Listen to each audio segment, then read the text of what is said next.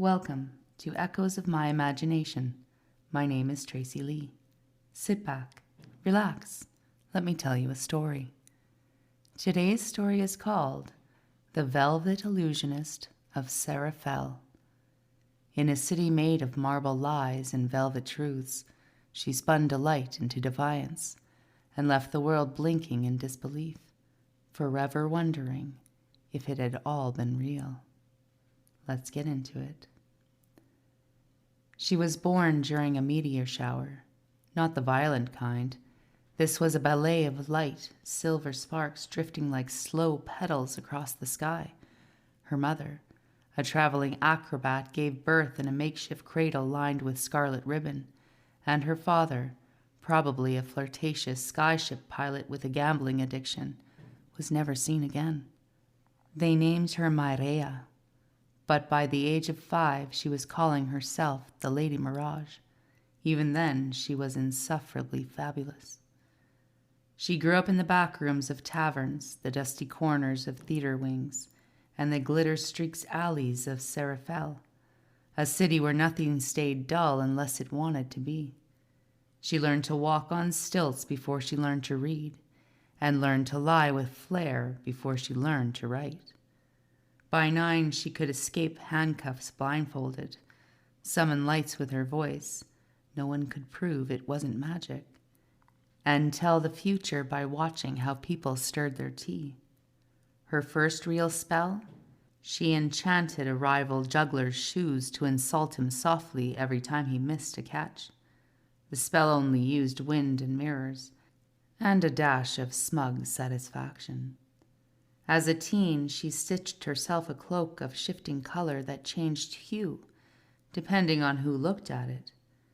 She called it audience-dependent glamour theory, but mostly used it to upstage arrogant nobles at parties. She founded a roving troupe called the Flairbirds, made up of magical misfits, queer bards, and acrobats who performed inverted trapeze from floating chandeliers. They toured the cities in the southern fold, turning every performance into legend.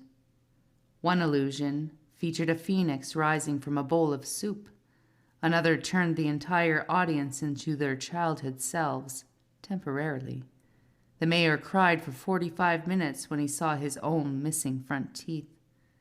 When Seriphelle's ruling elite tried to ban street performances and disruptive magics, Myrea responded not with war, but with laughter. She crafted an illusion so vast it blanketed the entire city. For 7 days, Seriphelle believed the moon had fallen in love with the sun, the courthouse was a giant rubber duck, and all laws now required musical accompaniment. By the time the illusion lifted, the ban was gone. No one admitted to removing it. People said, the council repealed it. The council said, we don't remember doing that. Myrea just sipped glowing champagne and winked. At 67, after a standing ovation that lasted 2 hours, she vanished on stage during a performance titled The Last Disappearing Act.